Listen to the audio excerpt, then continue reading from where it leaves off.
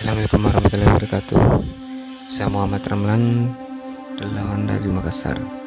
Di channel ini saya akan menyampaikan amanah bantuan dari hamba Allah buat keluarga Hashim.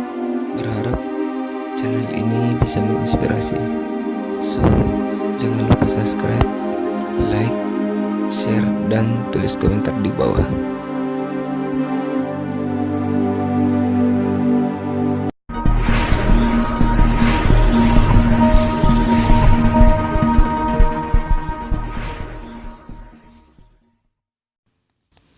Namanya Hashim, umur 29 tahun, seorang tunanetra asal Makassar, bertahan hidup dengan berjualan jagung goreng keliling.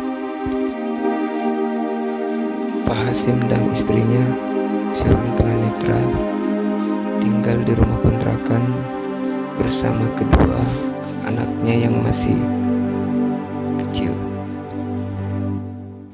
Setiap hari Pak Hashim berjualan jagung goreng